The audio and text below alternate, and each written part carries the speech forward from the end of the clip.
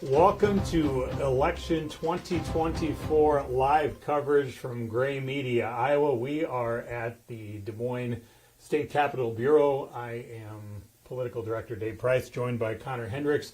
A lot to get to this afternoon, so many races to watch, looking also to find out if we have any issues across our state. We're watching what's happening in our state and across the country. So, Connor, let's first start with any problems. Obviously, Election Day, we always have something, and it sounds like we have a couple. We have a couple of Election Day hiccups, but nothing truly major and for a big cause of concern. In Story County, there was a technical issue with some of their voting tabulators, and I talked to the Iowa Secretary of State's office. Now, they are working with the Story County Auditor's office, as well as the vendor, to see if they can get that issue resolved. And it was something about getting the ballots in there. Okay. And so, worst comes to worst, some of those voters may be asked to put their ballot in an emergency bin. Now, they're going to plan to do an administrative recount, rather, for that precinct. And Secretary Pate's office says that this is not stopping anyone from casting a ballot. Okay. We also had a really minor issue this morning in Des Moines at a precinct in Beaverdale. That's a neighborhood here in town. And it was where voters were trying to put their ballot into the tabulator, but it was pushing it back out, almost like, trying to stick a dollar into a vending machine. Well, I talked to Polk County Auditor Jamie Fitzgerald, and he says that's actually voter error because people were having their fingers on that when they were trying to put it in. So that's since been resolved, too. Okay, and we have heard about, through Iowa Starting Line, there may be some kind of issue in the Davenport area where they maybe had the wrong equipment to start the day, so that kind of delayed some things. But it does sound like minor things so far. Minor, yeah. What about turnout? Well, turnout it's going pretty strong so far. Okay. As of 1:15 in Polk County alone, there have been 90,426 ballots counted today. Now, also in Woodbury County, they say that they got 6,660 votes this morning, which is a quarter of their usual turnout. Auditor Pat Gill says that they're expecting about 24,000 voters today. They had 20,000 early votes, so they say this is typical for a normal election cycle. Now in Dubuque County up there in northeast Iowa, they have 50% of their votes cast so far. Today they have had 11,096 votes and 24,000 absentees. So it looks like voter turnout's off to a pretty good start today. All right, and that's what we wondered with Republicans kind of joining Democrats and pushing this to vote early. Be curious how these numbers come in tonight. Maybe we actually find out some of these races a little earlier than we usually do. I know you're working phones all day, so we'll talk to you soon. Thank you. Thanks, Dave. All right, speaking of numbers, one guy who keeps track of certain numbers in particular, Dr. Tim Hagel, at the University of Iowa, political scientist, professor there, associate professor. Dr. Tim, you keep meticulous notes and data on voter registration numbers, and I'm curious, as you're looking at the final ones, what sticks out to you? Well, one of the things that sticks out, if you're looking at the Secretary of State's voter registration data for November 1st, so we still may see some changes in the last couple of days because people will maybe come off the inactive status, but at least as far as active voter registration is concerned, that Republicans have a pretty sizable advantage over Democrats in terms of, again, active voter registration. No party voters are pretty close to where the Democrats are, but Republicans' lead is about 173,000. And that's more than it was in 2020, obviously 2016. So it seems that it would give Republicans a pretty good edge in terms of winning the state for Trump. Now, in the congressional districts, you've got something similar where the lead for Republicans exists in all four congressional districts, although there's great variation. Mm-hmm. Obviously, the 4th congressional district has Republicans by a wide margin, but even in the other three, it's something around 17 to 20 or so thousand. So again, it's for the Democrats to win there or win statewide, you'd have to have a huge number of no-party voters that would join them to flip those seats. One thing that surprised me a bit, we hear the anecdotal and maybe even fundraising stories, about the big change for Democrats after Joe Biden stepped aside and Kamala Harris jumped in and became the Democrats' presidential nominee. Looking at the numbers, that didn't really translate into what I thought we would see, and that would be a big jump in registrations for Democrats. Did that surprise you at all? Well, it did a little bit. And the thing is, of course, is that money is extremely important. But at a certain point, it loses its impact, that it just doesn't matter as much anymore as to how much is going on. Now, in terms of, you mentioned specifically voter registration, one of the things, of course, that you have to put that money to is having a voter registration effort, reaching out to voters in various ways. And that was one of the things that Democrats really weren't doing as much of. Now, part of that has to do with, at least initially, they had the incumbent candidate in President Biden. And so we normally, for the caucuses, don't see as much activity, which means that that incumbent party isn't doing as much in terms of getting new voters signed up and all of that. And of course, plus the Democrats didn't have a traditional caucus. They used a different procedure that they had even less of that going on. Now, again, there was a huge jump in interest and activity for the Democrats when Biden was switched out and Harris became the nominee, but that was pretty late in the game. And so that at that point it was, well, it's on to the campaign, the sort of final stages of the campaign, rather than doing the preliminary stuff that we would normally see. And that's where a lot of that money is spent on advertising in various sorts, phone calling, mailers of what have you, in addition to advertising on television and radio. And again, at a certain point, we just become kind of inundated with that, which is not totally unusual for Iowa given the caucuses, but at this late stage in the general election, the money only has a certain effect, and now it's more a matter of making sure that your base and, from either campaign's perspective, a huge number of those no-party voters turn out and support you as well. I moved to the state in 2001, and we have had about every iteration and combination of party in power since then, both in the state level and who we choose as our presidential candidate and U.S. Congress, all that kind of stuff, governor, everything. And so I'm always particularly interested in where independents are going. And I'm curious, based on everything you're watching, can you get a feel for that on what to expect tonight, which way that's blowing? You know, it's a little hard to say. That we have to sort of start to see some numbers, and then we can maybe get a better sense of that. That certainly each side, Democrats and Republicans, want to have their base turn out. And, sure, you know, usually something around 95% of that base is going to vote for their own candidate. You'll have some people that don't like the candidate, vote for the other person, or maybe just sit it out. But the turnout for Democrats and Republicans is usually pretty similar. Republicans usually a percentage point or more ahead. And of course, now with the Democrats having an active voter registration of 173,000, that gives them an advantage. So again, it's the no-party voters, and it's those no-party voters that decide all the statewide elections and even those in the congressional districts. But you've got to have them move pretty solidly to one side or the other. And I get a lot of people from out of state saying, well, is Iowa a red state now? Why is it a red state? And I keep saying, no, it's still purple, but certainly it's on the red side of purple, and that's mainly because the no-party voters have been more in tune with the Republicans' message of late rather than the Democrats. And that's one of the reasons why we've got, you know, all but one state officer is a Republican, the 4 congressional districts is a Republican, and Trump has won the last 2 presidential elections. So unless things change significantly, that's probably going to be that way for a while. And the thing about the no-party voters is they don't care about a lot of this infighting, you know, garbage this, Liz Cheney that. That's all just noise for them. They care about the things that affect them directly, the traditional kitchen table issues, jobs, economy, healthcare, throw in immigration, maybe some school choice sorts of things as well. Those are the things they care about, and that stuff hasn't changed. And it didn't change when Harris became the nominee. Yes, Democrats got more excited, so it meant a more competitive race, but was that going to move a large number of no-party voters? Some probably that maybe just still didn't like Trump's style and were willing to maybe go with Biden in the first place.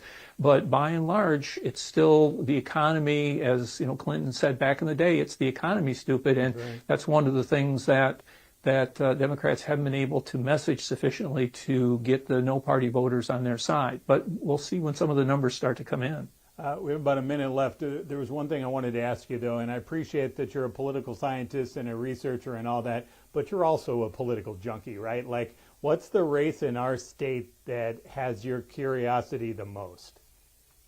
Well, maybe this isn't surprising, but the 1st congressional district that we see that it's more competitive. You know, when I looked at the numbers, I thought, well, you know, Miller Meek should be in pretty safe ground, even though this district, now the 1st congressional district, it used to be the 2nd, was usually the one seen as being the most liberal of the 4, although Republicans do have about a 20,000 vote advantage for active Republicans.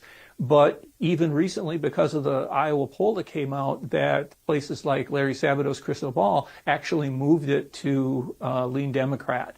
And so we'll have to see what happens and see who was accurate. Was it the Iowa poll that was accurate? Or is the feeling that other people have had that it really wasn't a toss-up?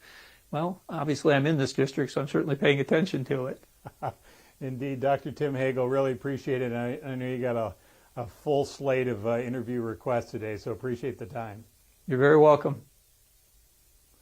That is a guy who follows these voter registration numbers religiously. He updates his website constantly as these voter registration numbers are updated by the Iowa Secretary of State the beginning of every month. And you know what he was talking about, that first congressional district, so much focus on that between Marianne Miller Meeks, the Republican, and Christina Bohannon, the Democrat, and it's the rematch for our state, right? I mean, we saw what it was 2 years ago. Now, in that case, Miller Meeks won comfortably.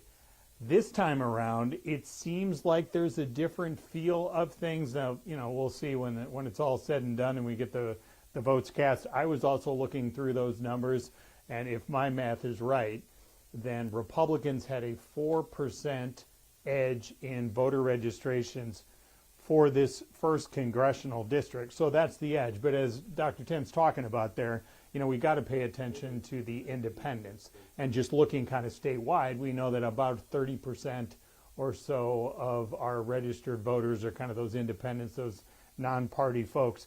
So I think we're going to be looking a lot at Johnson County about how that turns out tonight. And if we look back at 2022, let's see, there we go. We can see that you can see how lopsided it was in 2022, looking at those numbers. So back then, Bohannon had 71.5% of the total there. Marianne Miller Meeks 28.5%.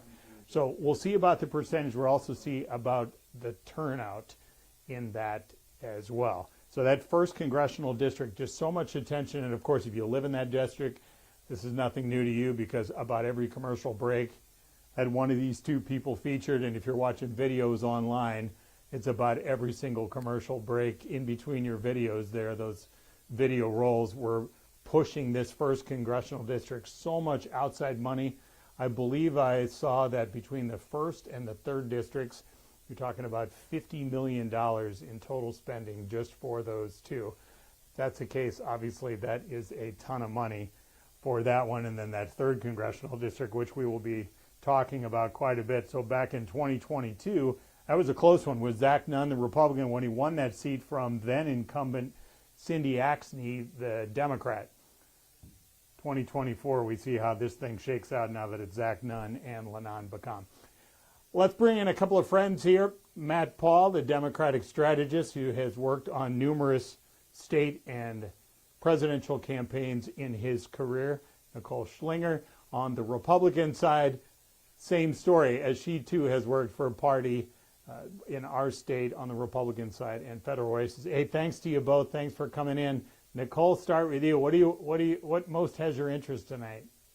One of the things that I find particularly interesting is if you look at the absentee early votes that have already been cast, it appears that Republicans are leading Democrats by about 1% in that. And that's a pretty big difference from where we stood in 2020. And from folks I've talked to at the state party, quite a bit of that's made up with low propensity voters, the people who don't always come out. So it doesn't look like we necessarily traded election day voters for early voters, but we potentially could have that typical surge we have on election day as well. So very promising from that. Matt, what did you make about that? Because I've had a few other Republicans point that out too. Is that concerning on the Democratic side?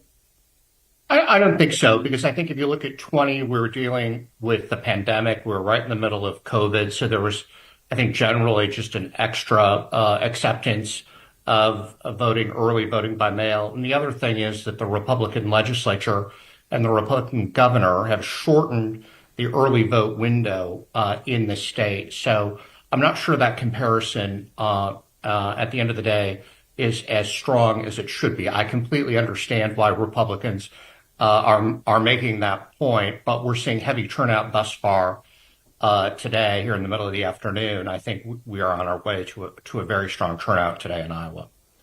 Matt, how do you characterize things for the Democratic side? was awkward there for a while as you had the kind of behind the scenes lobbying about whether President Joe Biden should step aside and let Kamala Harris replace him. What was that like for the party, and how do you see things once they made it to the other side? I say every cycle, Dave, that this has been a cycle like no other. And this cycle really has been a cycle like no other with this change coming on July 21st. I think what gives me hope tonight in Iowa and across the country is what we are seeing in voter enthusiasm on the Democratic side. I think in some of the data that I've seen today, Democrats lead that enthusiasm benchmark by somewhere in 10 points. So I think that's really important. I think in Iowa, I'm particularly proud of what Democrats locally have done in the state after the caucuses. Iowa Democrats have really stepped up and built this up from the ground, which is always great in politics. And I think we're in a competitive place in the first and the third.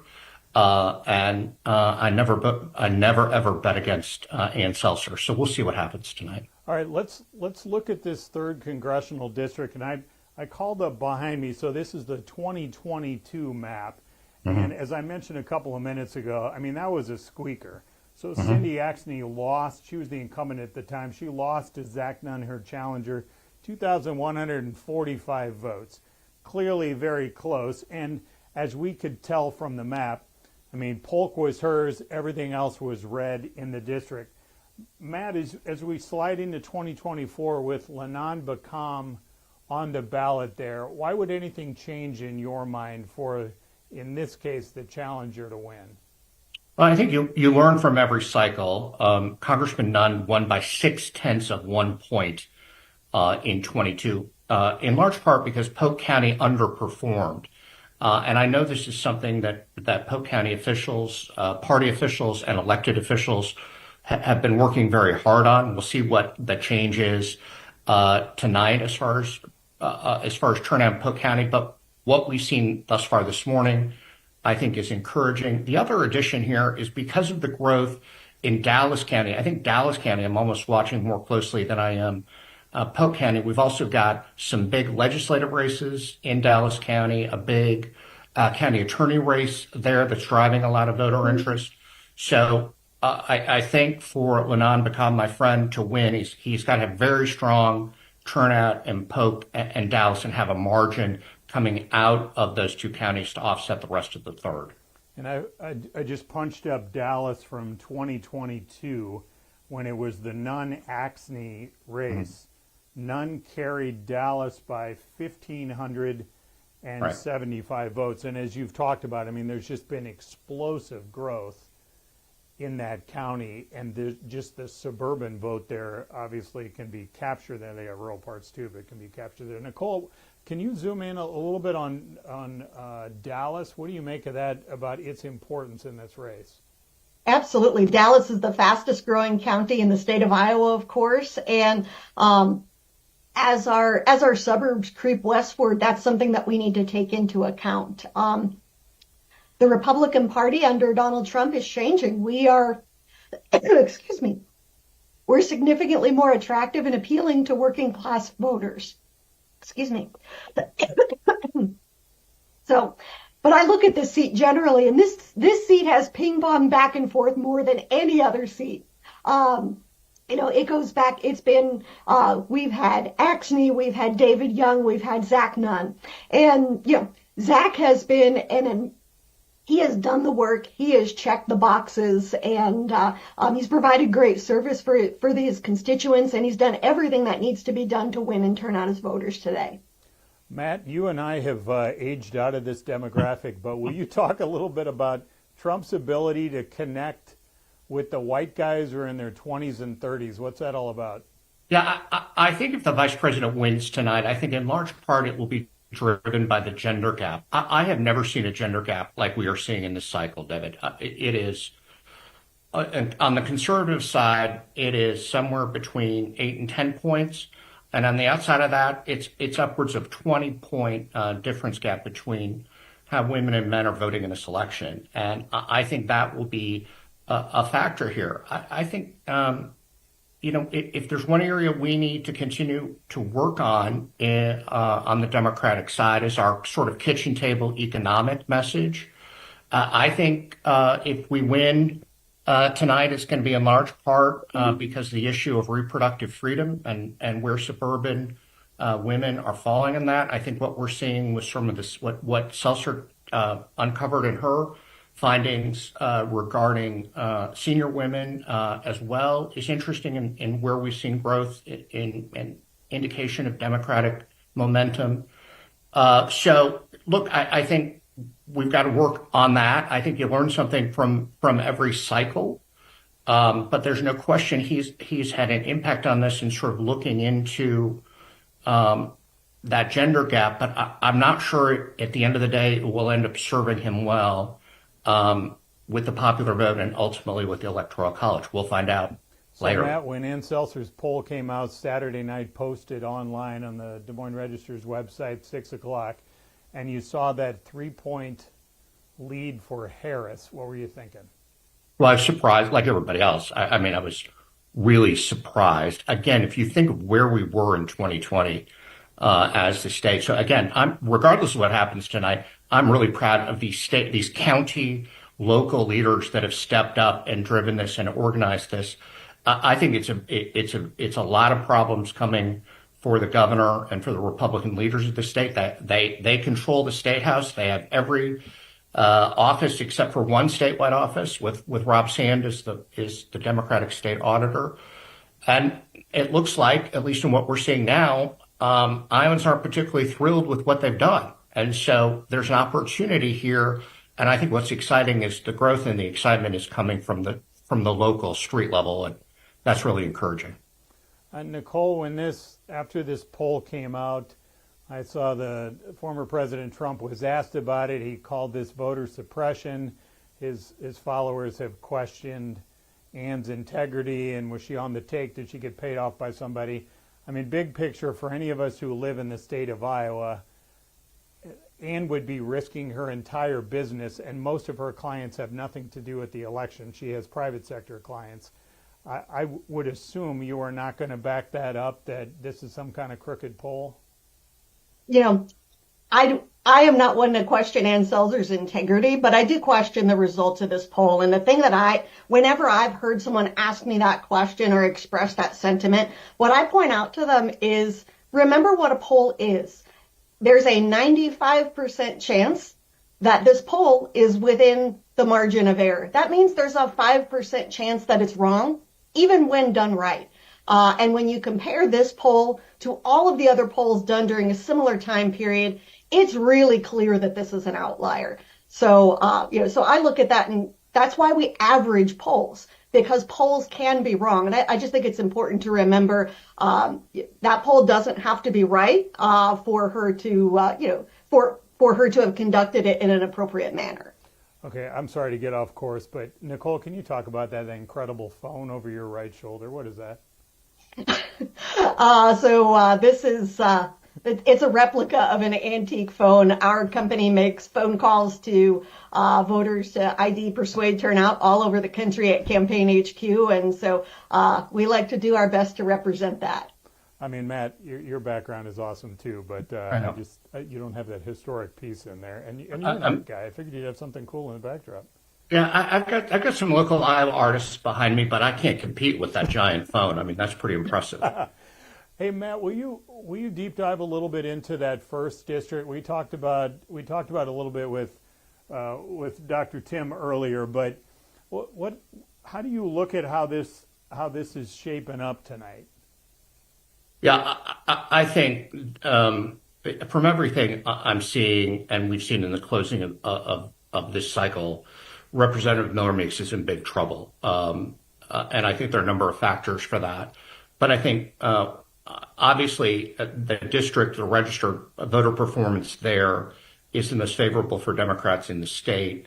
And again, I think I go back to what we've seen on the ground, I think in large part because of the Dobbs decision, in large part because of some of the actions of the governor and the state legislature on private vouchers for schools and the like.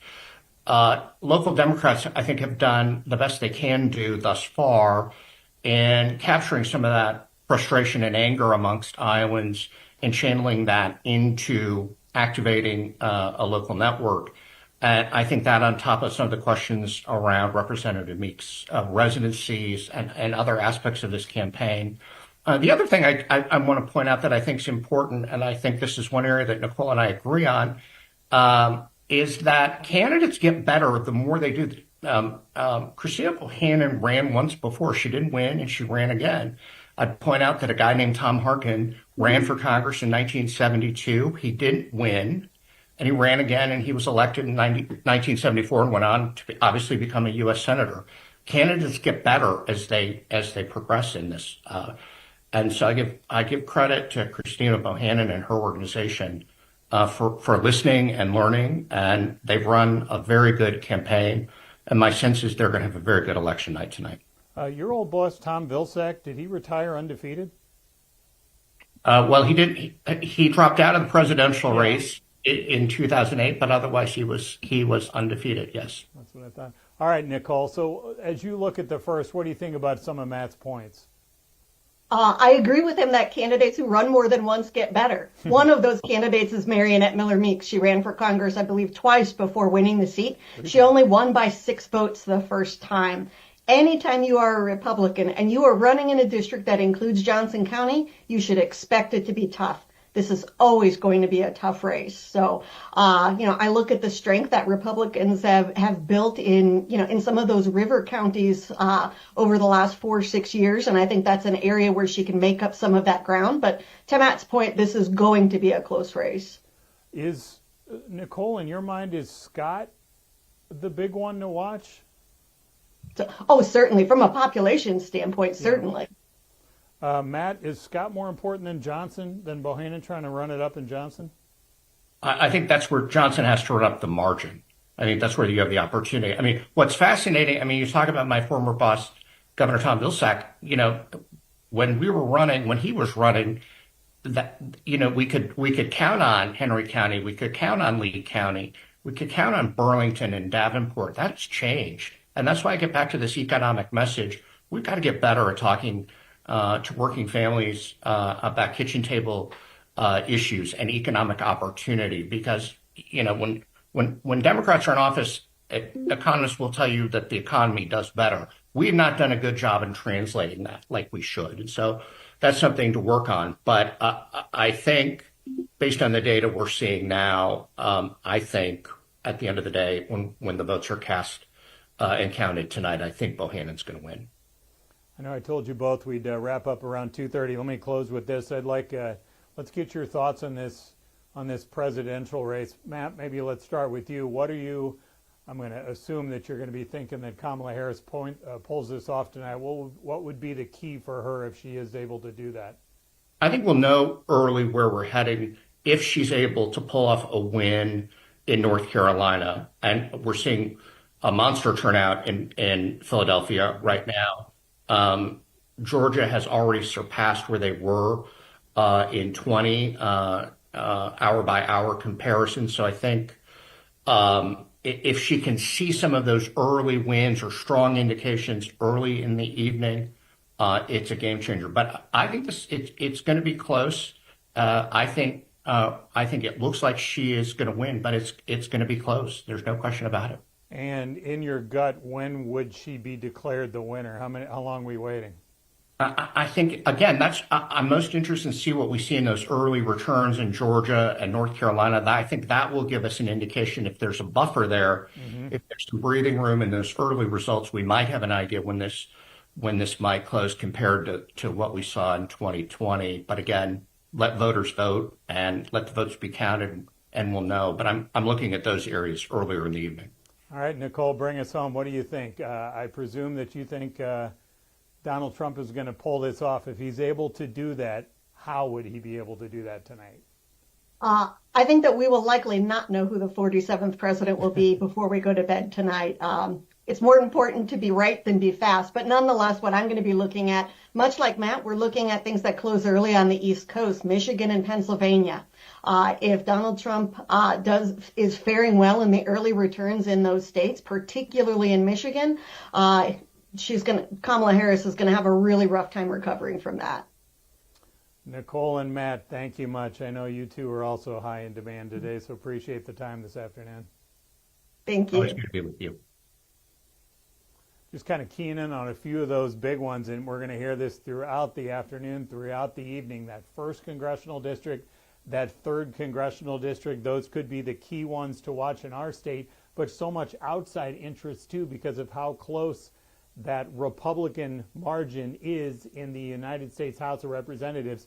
Those two could end up making a difference about whether Republicans are able to hold on to that majority or if Democrats can work their way back into that. And of course, because of Ann Seltzer's Des Moines Register Iowa poll, that has brought a lot of attention to this state right now, wondering if Iowa is once again a swing state.